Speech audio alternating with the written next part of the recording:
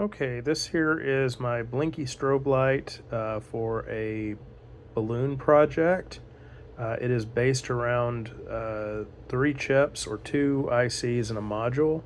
The ICs are an NE555 timer, an LM358 dual op amp, and a CN5711 LED driver.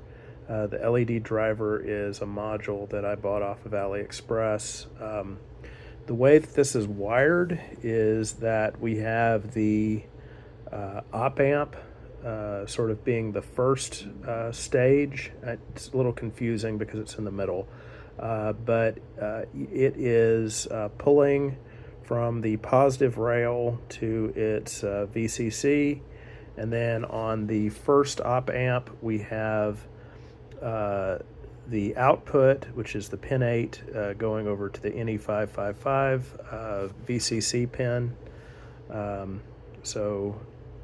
Sorry, I think that's actually pin 1 going to pin 8 on the 555.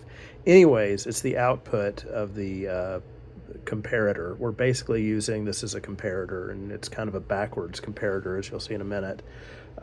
We have the inverting input going to ground.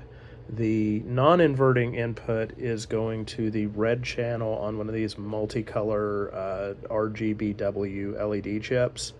And so that is actually going to the anode, I believe. The cathode is, let's see, the cathode is tied to pin 3, which is the inverting input, I believe, on the op amp. So I believe this is actually giving it negative voltage. We're using the red channel, as you'll see in a minute, as a photodiode. So it's actually, I believe, generating a negative voltage, and I may be mistaken because signs get a little complicated to keep track of. Basically, when there's light on it, it's going to generate a voltage, positive or minus, which is going to go back to the op amp, be compared against ground, and when the light is present, it is going to result in the signal being low or false. When the signal is not present, i.e. when it is dark, so there's no voltage being generated, it is going to then generate the true signal, which feeds into the 555. Now the 555 is set up as an astable oscillator with a low duty cycle. So what we have here is we have a 2.2 kilo ohm resistor as R1. We have a 100k ohm resistor as R2, and across R2 we have a rectifier diode. Other diodes might be better. This is just the first one I pulled out of my kit. So it's just what I happen to have laying around. This is, I believe, a 10 microfarad capacitor tied to pin 5, which is the voltage control. I don't think it actually does anything, and you could probably leave that floating if you wanted to. Then down here on the bottom side, we have, of course, pin 1, I believe, on the 555 timer going to ground. Pin 2 actually is 2 capacitors in series. We have a 22 and a 47 microfarad. Those combine together to make about a 15 microfarad capacitor. It's series capacitor math, so it's a little weird.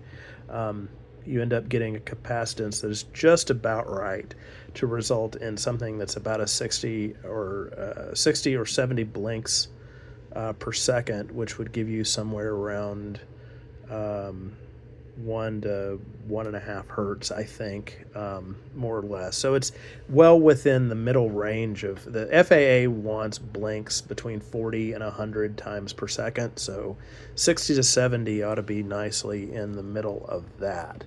Then, of course, you have the whole flyover from, I believe it's pin 2 to pin 6. Don't press me as to why that's required. Likewise, we've got a crossover going from pin 4 to pin 8. It's part of how you build an astable oscillator with the 555. Then we get the pin 3, which is basically the result of the timing. So again, just to recap, we've got the op amp comparing the brightness against ground. If it's dark, it's true, so it turns on the 555 timer, and then that should blink about once every second.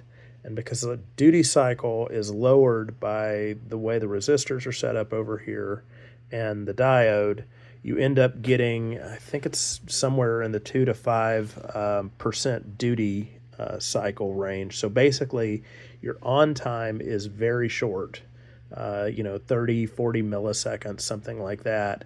Your off time is the remaining like 960 milliseconds. When you look at it blink, it seems to be blinking longer than that, but I think that may just be the human eye playing tricks. But it is actually rather low consumption. So anyways, you get the output from the 555 timer, which is basically the blink signal.